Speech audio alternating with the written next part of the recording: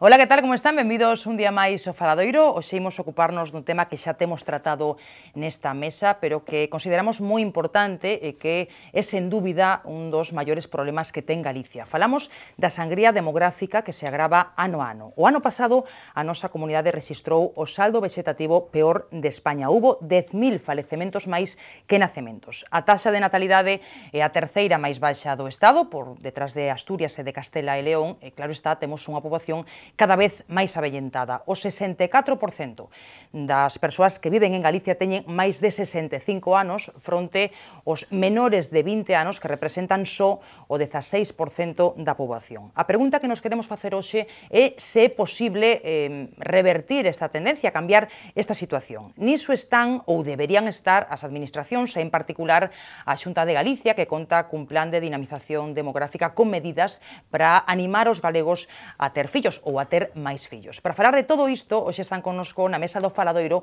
Amparo González, que é directora xeral de Familia e Inclusión da Consellería de Traballo e Benestar. Que tal, Amparo? Benvida ao Faladoiro. Moitas gracias. Está tamén connosco Andrés Precedo, catedrático de Xeografía Humana da Universidade de Compostela, experto en demografía tamén noutras cuestións, como por exemplo relacionadas co urbanismo ou coa ordenación do territorio. Que tal, Andrés? Benvido. Hola, benvido, boas noites. Saudamos tamén a Manuel Blanco, ele é economista e abogado, experto en políticas da Unión Europea, foi o coordinador dos foros sobre natalidade e vellez organizados polo Museo do Pobo Galego, e algo moi importante, é pai de familia numerosa, que está moi ben ter tamén alguén na mesa pai de familia numerosa. Manuel, benvido tamén a Faladoiro. E saudamos a Melchor Fernández, é profesor de Análise Económica da USC e director do IDEGA, o Instituto de Estudos e Desenvolvemento de Galicia. Que tal, Melchor? Hola. Benvido ao Faladoiro. Bueno, empezamos, son moitos os expertos, seguro que tamén algún de vostedes que concordan en dicir que Galicia camiña cara ao suicidio demográfico porque é incapaz de garantir o relevo xeracional. O problema é de gran gravidade, pero eu teño a sensación, non sei se vostedes a comparten, de que non a todo o mundo lle preocupa este asunto, non? Dá a sensación de que nas enquisas isto da demografía, o pesadelo demográfico non se ve como un problema. A pregunta que lles fago é se creen vostedes que somos conscientes de que realmente en Galicia temos un problema. A ver que opinan Amparo González. Bueno, pois efectivamente en Galicia, e ademais así o demostran as enquisas, porque teño que decir que dende o Goberno da Xunta de Galicia, ante os datos que ademais acabas de reflexar, que recentemente o Instituto Nacional de Estadística constatou que o ano 2012 tiñamos o saldo vegetativo peor de toda España e donde hai unha transformación demográfica non solamente en Galicia, sino en toda Europa, pero con especial incidencia aquí en Galicia, dende o Goberno da Xunta ante este problema, que é un problema que por desgracia, e digo desgracia porque efectivamente a sociedade galega non o percibe como un problema, e nós consideramos que o capital humano neste momento é imprescindible, non, para o desenvolvemento, pero tamén para o crecemento e tamén o desarrollo de Galicia. En ese sentido, dende o Goberno da Xunta de Galicia, e ante esta situación, hemos posto en marcha este plan de dinamización demográfica co fin de, primeiro, ofrecer solucións para, en todo caso, fomentar a natalidade e conseguir frear esa poboación, ese descenso de poboación. Con este plan o que queremos é pôr en riba da mesa medidas. Estamos falando de catro medidas que despois, perdón, de catro bloques en donde se traten o tema da sensibilización, porque é vital de que realmente a sociedade sea consciente de que temos un problema, e temos un problema de país. Tamén tratar estímulos socioeconómicos que ademais son moi importantes, tamén apoiar as familias que en este momento necesitaban, e falábamos antes do programa, de axudar o cuidado e a crianza aos pais e tamén as nais, e como non, consideramos que tamén debe haber unha coordinación de toda a Xunta de Galicia. Por lo tanto, consideramos que pusemos encima da mesa un plan que é pioneiro en toda España, un plan que consideramos que que non é que o consideremos, sino que realmente é estratégico e que ademais é transversal, porque estamos a falar de 70 medidas de toda a Xunta de Galicia, non solamente da Consellería de Traballo e Benestar, sino das 8 consellerías, e polo tanto un plan que en este momento é necesario. Para rematar, decir eso, que efectivamente se constata, porque ademais para redactar este plan e por as medidas fixemos unha enquisa para máis de 1.200 personas entre os 15 e 65 anos, e aí se constata realmente que non o consideran un problema, o problema demográfico, e é máis, consideran que a natalidade é unha decisión individual, non é algo que poida afectar a temas de país. Bueno, pois a directora xeral concorda comigo en que efectivamente non hai esa sensación na rúa, de que este é un problema realmente preocupante. Non sei que opina Manuel Blanco, non sei se concorda con nós ou ten outra visión. Hai que concordar porque é unha evidencia empírica, que non sabe ningún estudio de opinión como un problema social candente. Desde logo non aparece ningún dos 10 primeiros, non? O que si me gustaría era encetar, pois, unha chamada ao optimismo. Primeiro, agradecer a todos aqueles galegos que se animaron xa a ter un fillo, alo menos, agradecerlle o esforzo e o grado de compromiso co país que iso demostra, non? Cando organizamos as mesas, os foros no Museo do Pobo Galego sobre esta cuestión, foi un dos aspectos que saiu bastante a colación. De feito, hai xente, eu me incluo entre eles, que unha das cousas que propoñen para excitar a atención da poboación sobre esta cuestión é denominar as cousas tamén con outros calificativos. Por exemplo, para moita xente, ser pai hoxe en día implica maior risco persoal que ser un emprendedor empresarial, vai a redundancia. O sea, se ti eres pai, non te podes acoller un concurso de acreedores, pois se tes que axudar de pequeno, de maior, se tes un fillo con unha IVA, con unha enfermidade, ti eres pai para toda a vida, non hai limitación de responsabilidade, ni nada disto, non? Entón, os pais hai que considerarlos, e máis en países como o noso, onde escasean, como emprendedores e contribuintes vitais. E ademais como xente especialmente solidaria, porque ao final son os que van a garantir que haxa máis elos na cadea e non topes na cadea vital e na historia do pobo de Galicia. Centrándome no que preguntas ti, sí, vamos, como dixen antes, é evidente que non se percibe, pero eu creo que tamén hai que preguntarse por que non se percibe, non?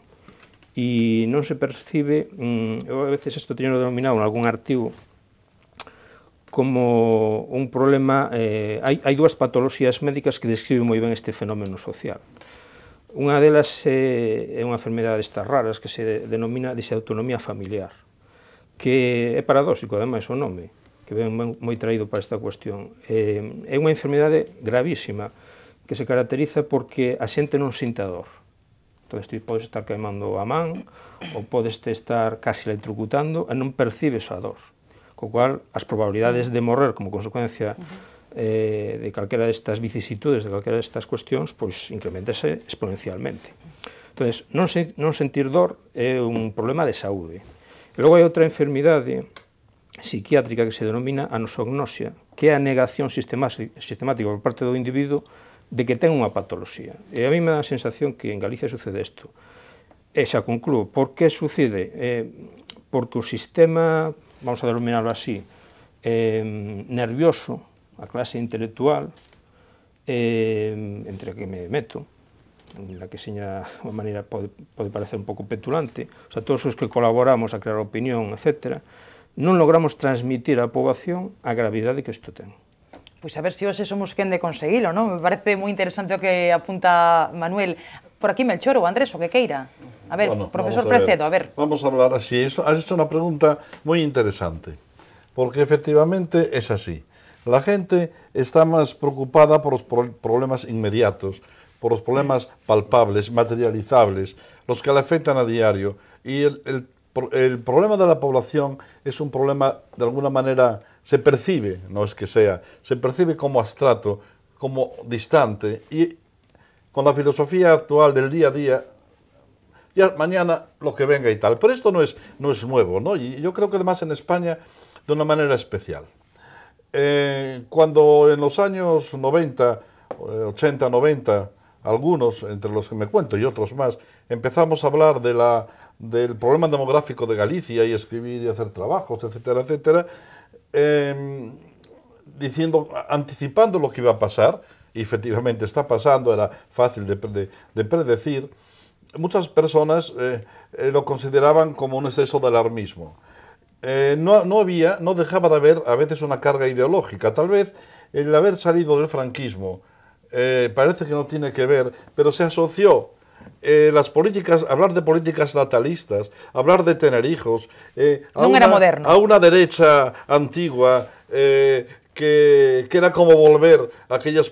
Yo recuerdo que algún político se le reprochó en público cuando habló de la necesidad en aquellos años de esta política, claro, es de la derecha antigua, claro, y eso yo creo que se asoció a algo negativo desde el punto de vista ideológico, no era moderno, no era progreso, y eso no creo que era positivo, era una falta de miras porque realmente el problema era objetivo, ahora lo estamos viendo, no tenía nada que ver con eso.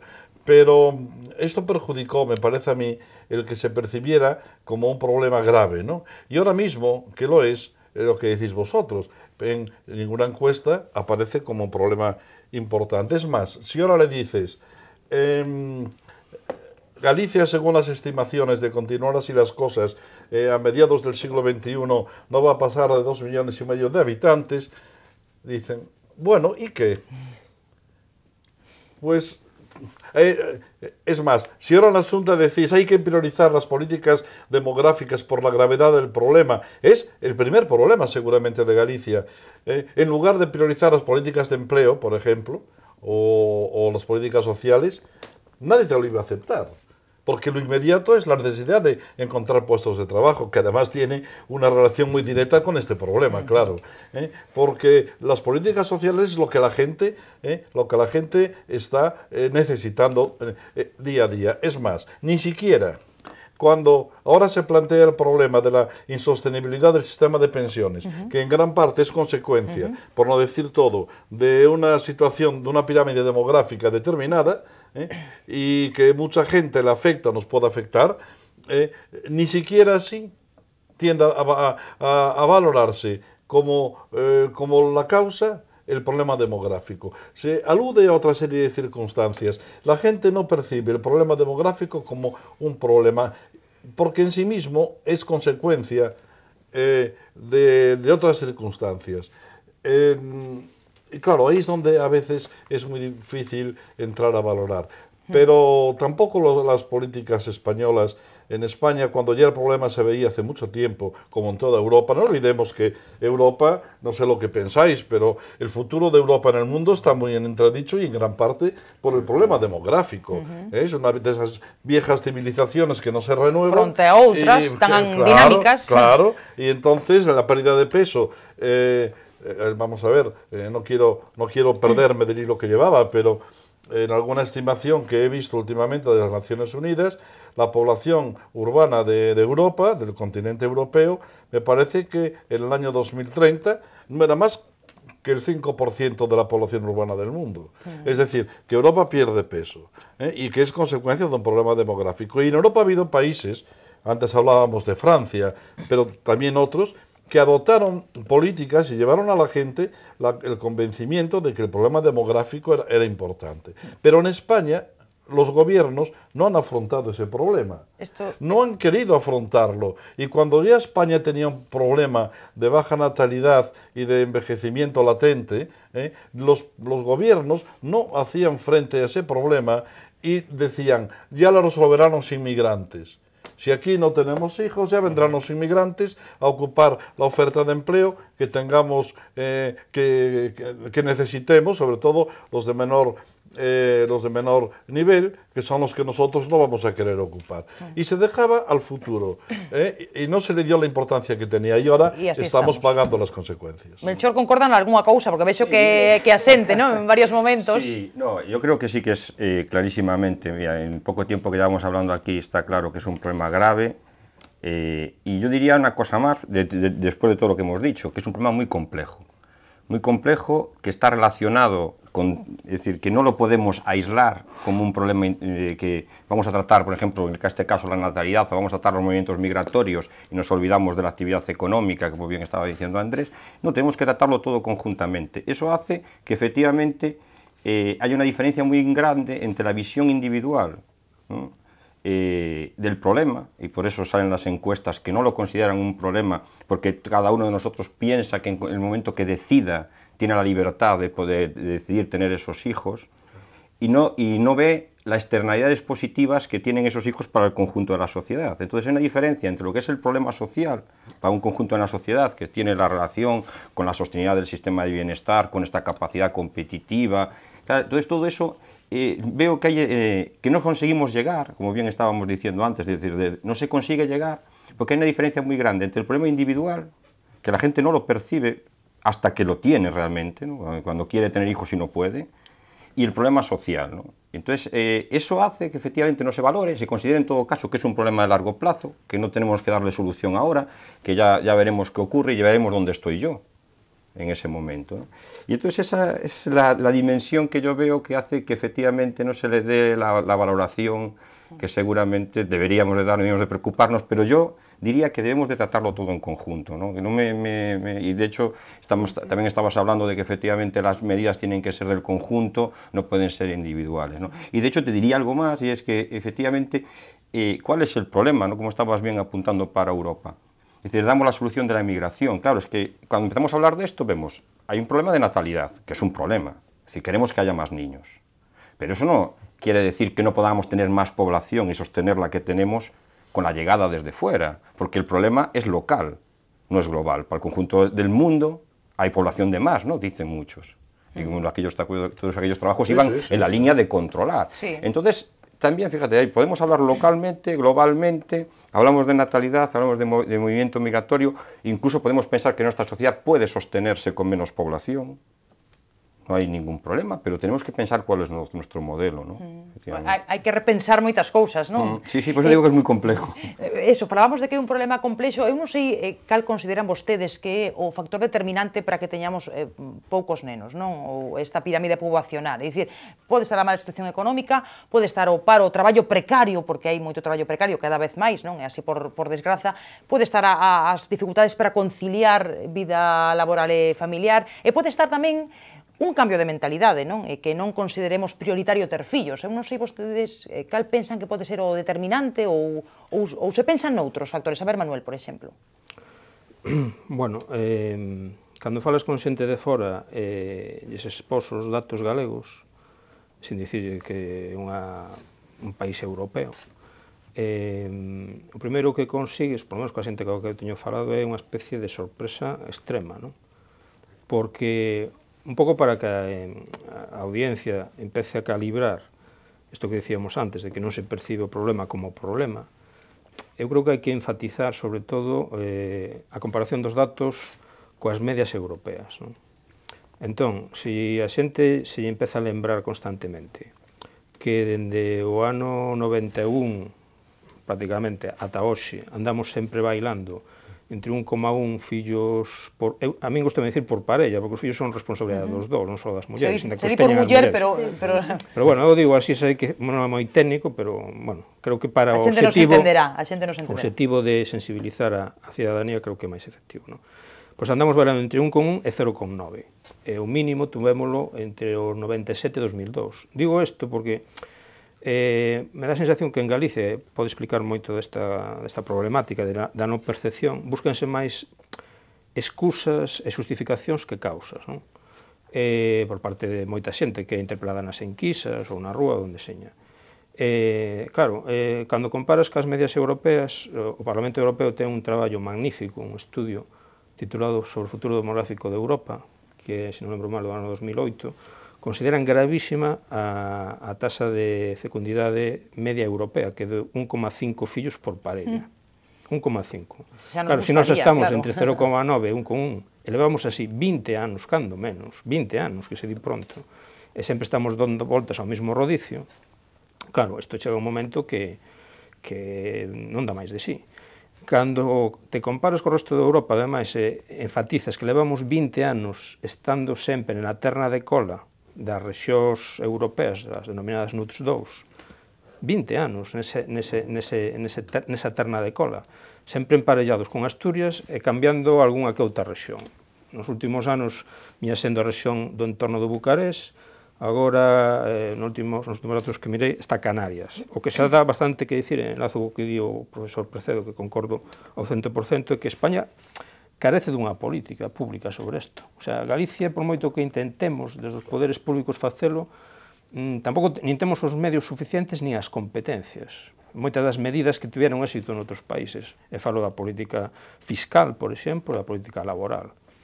Entón, claro, cando comparas, insisto, co resto dos datos europeos e incluso mundiais, te das conta da extrema gravidade do que estamos facendo. A min, que sigo bastante, por motivos profesionais, a política de outros países, me refiro a politics, non ás policies de outros países, que observas? Eu vexo, por exemplo, nas campañas electorais alemanas, hai pouco tiveron unha no estado de Baixa Saxonia, que era moi curiosa, ademais, porque o candidato da CDU, presidente regional, chamábase David McAllister, digo, para demostrar como a propia Alemania se mestizou, non?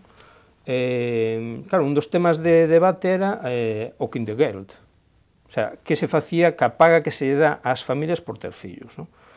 O 100% das forzas políticas concordaban en incrementala. Probablemente os alemanes poden facelo, nós non, por desgracia. Bueno, pero estaba aí, estaba na xenda, non? Estaba, pero leva, tamén teño que dicir unha cousa, as políticas envolvidas en Alemania non teñen éxito, a pesar de investir centos e miles de millóns de euros por Estado federado, non teñen ningún éxito. Digo isto porque como aquí se está instalando un pouco, eu creo que xa é un leitmotiv de toda a xente, dice, é que se a Xunta mete máis cartos, van a nacer máis fillos. Bueno, o gallá que tivera máis cartos para facelo, e o gallá que naceron máis fillos. Pero teño que dicir que en outros países eso non funciona. Hai outros en os que sí. Non en todos os países funciona. Si me dejas, apostillo una cosa, lo que acabas de decir tú. Quiero recordar que en Francia, cuando no hace muchos años pusieron más énfasis en la financiación, digamos, de la natalidad, descubrieron que la mayor parte del gasto público destinado a estimular los nacimientos al final terminaba cayendo en manos de los inmigrantes, y sobre todo de los inmigrantes norteafricanos, que eran los que generaban un aumento de la natalidad. Entonces, las posiciones xenófobas, y pensemos por ahí en Le Pen, por ejemplo, empezaron a utilizar este argumento en contra de las políticas natalistas. ¿Por qué? Porque en definitiva no es tanto un problema de ayudas económicas, sino es de mentalidad. Es decir, los inmigrantes venían con una mentalidad, primero eran más jóvenes, venían con una mentalidad más pronatalista. En cambio, la población francesa, por una serie de factores culturales, estilos de vida, etcétera, estaba hecho a otra manera de vivir. Entonces, por el hecho de que le dieran ayudas fiscales, no iban a tener más hijos, como así ocurrió. Sin embargo, pues igual lo vas a decir tú y te lo dejo decir. Hay países donde sí que da resultado. Iba a matizar una cosa que tiene que ver con ese problema de racismo, ¿no?, entre comillas, que surge en Francia vinculado a todo eso, y es que las políticas natalistas tienen que ser universales. Uno de los problemas que pueden tener cuando se llevan a cabo es intentar favorecer a aquellas personas que tienen bajos niveles de renta o más bajos niveles de renta. Eso lleva, como se ha visto ya en otros países, a que los ricos tienen pocos hijos y las familias más humildes tienen muchos, y generan grupos de exclusión social vinculados a eso. Eso es un problema, es decir, todas estas medidas, y nosotros estamos teniendo ejemplos que no van en esa dirección, ¿no? El apoyo a la natalidad, si se hace, tiene que ser universal.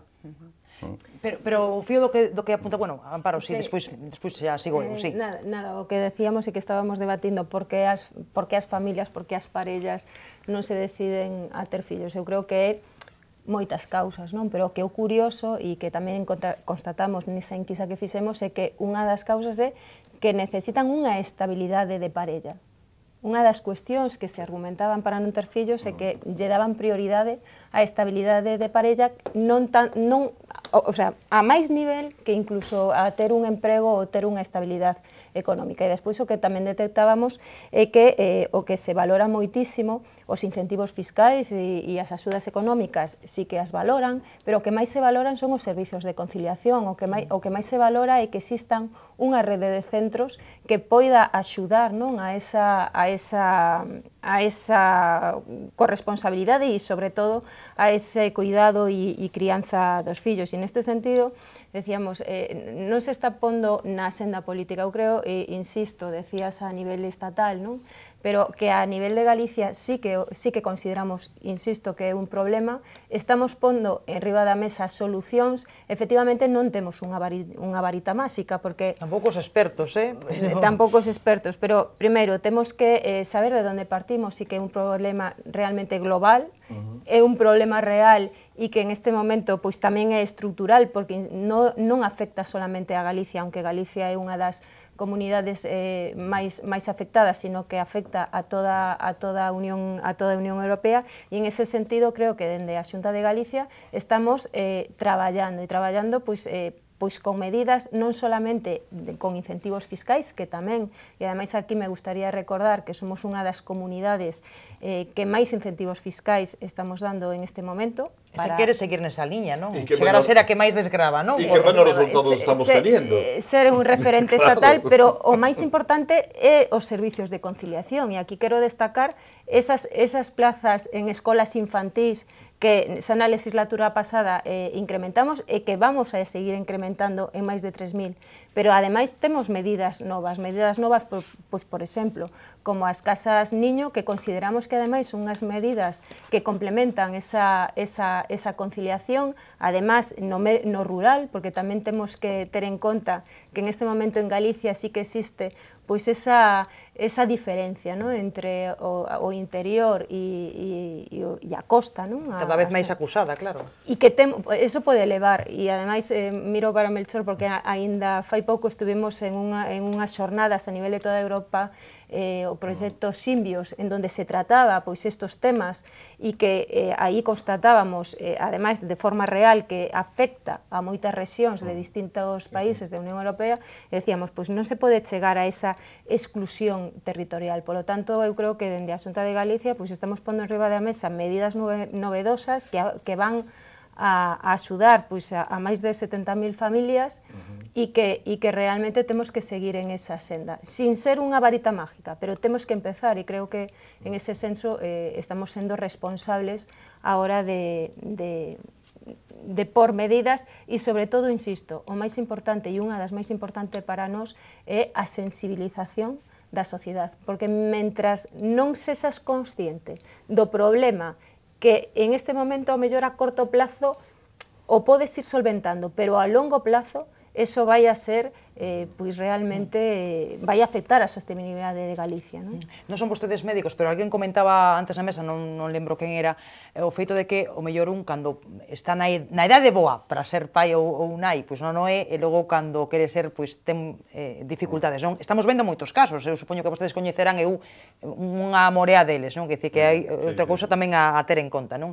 Pero o que falaba eu da mentalidade, entón, efectivamente, non? É un problema de mentalidade, vostedes concordan comigo, non? E iso é difícil de solucionar. Pero es un problema de decisión individual, que es lo que sale marcada, no la visión de la externalidad social, y porque en el fondo en las sociedades desarrolladas, cada vez los costes de criar los hijos son mayores, a medida que se desarrolla la sociedad son más altos los costes de oportunidad vinculados a la comunidad de los niños, y los beneficios de esos niños, observados individualmente, también son menores, porque tenemos un sistema de protección social que individualmente, tengas o no tengas niños, te va a cubrir.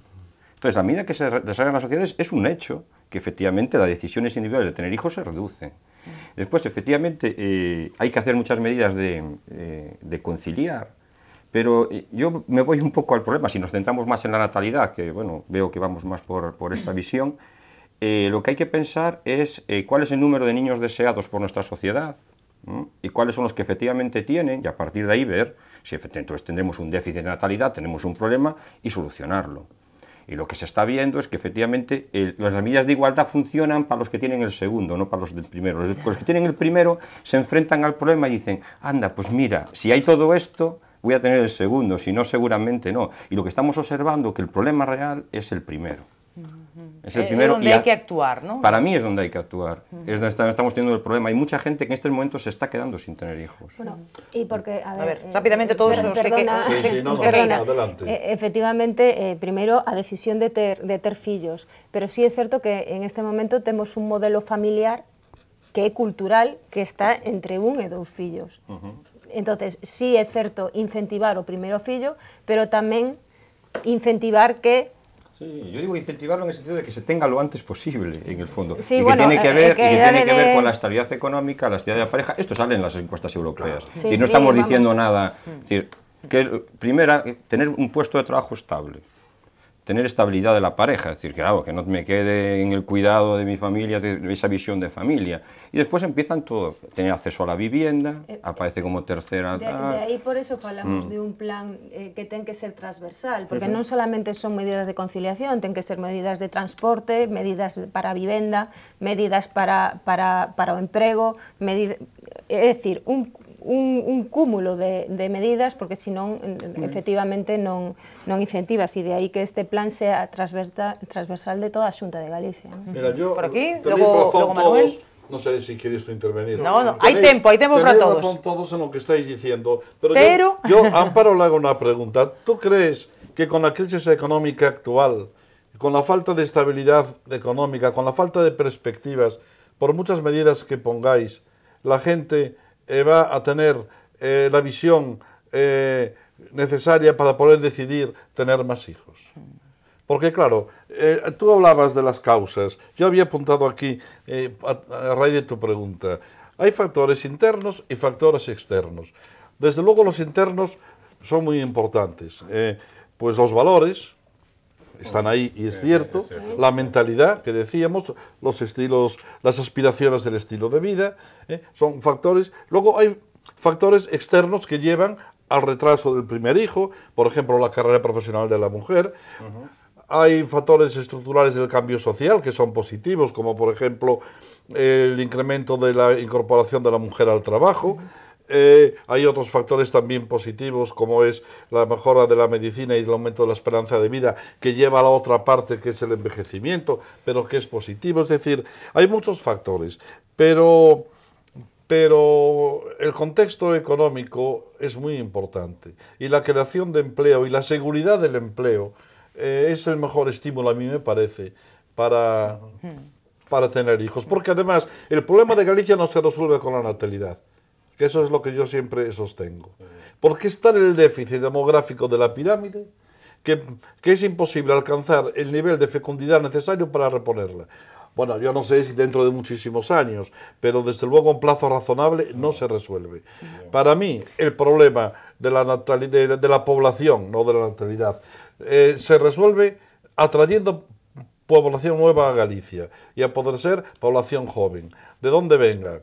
Y así es como han funcionado muchos países. ¿Y cómo hay que hacer para atraer población? Crear empleo. Somos capaces de crear empleo. Ya se ve que... Muy economista hoy. Sí. Muy económico. Claro, ya se ve que no somos capaces.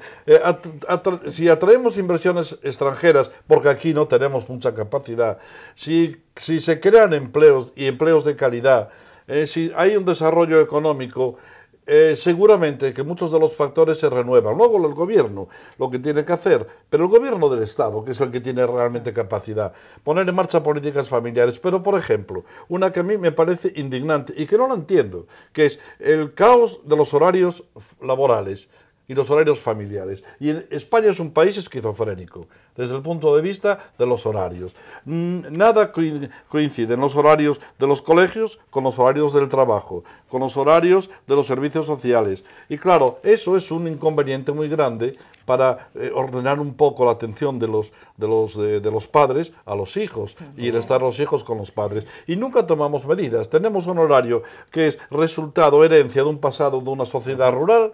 Sempre falamos de facer algo. Claro, hemos incorporado un horario europeo de la sociedad occidental. Y de estar en el puesto de trabajo. Exacto. Horas. Y horas. Y no producimos más. Al final somos menos productivos y estamos más horas que nadie. Y además, es un caos de horarios, ¿no? Así es imposible. Yo me pregunto si realmente, yo dudo que los gobiernos de verdad tengan interés en este tema. A ver, Manuel, si me permiten E despois, por alusións... No, hablaba de los gobiernos del Estado. No. E despois a directora xeral, pero porque son los que pueden resolver estos Manuel, problemas. que ten, creo que o podo decir, que ten 3 fillos, e non lle importaría ter máis, a ver que opina do que apunta o profesor Precedo. Bueno, o que apuntamos na mesa en xeral. Vai ser un debate un pouco aburrido, porque eu todas as ideas que están saindo, pois, suscribas. O que sí me gustaría é desenvolver algunha que considero personalmente máis interesante. Respecto ao que di Melchor, é unha evidencia tamén empírica, non? O que sí que boto en falla é que nas institucións europeas, empezando polas europeas, que non ten ninguna política, a pesar do que di o profesor Precedo, que é certo, non ten ninguna soa política para resolver este tema. Fai unha boa análise, fai unha boa diagnose e quedes aí, única e exclusivamente. Entón, claro, este é un problema que se debía abordar xa, principalmente xa non do Estado, desde as institucións comunitarias.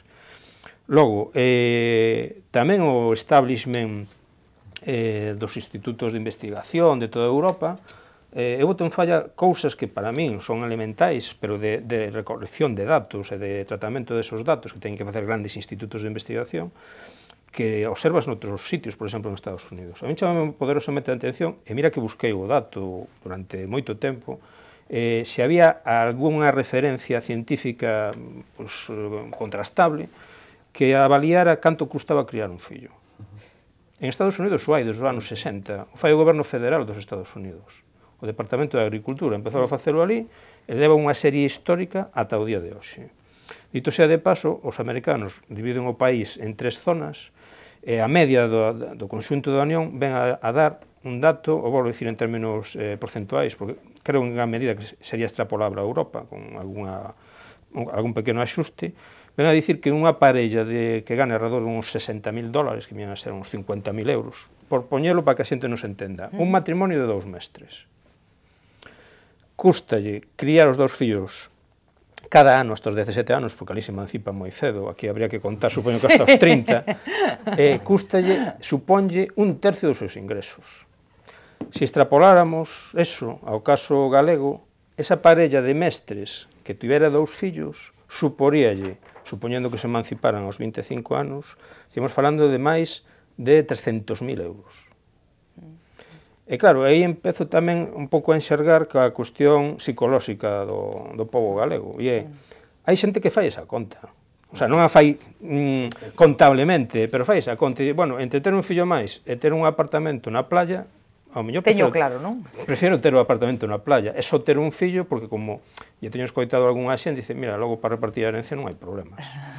É unha visión, si pode ser galega, pero non é bonita, a verdade. Non é bonita, pero é así. O sea, por exemplo, gran parte do crack inmobiliario que temos ven motivado por isto. Galicia, sen aumentar poboación, a construción en Galicia é un fenómeno.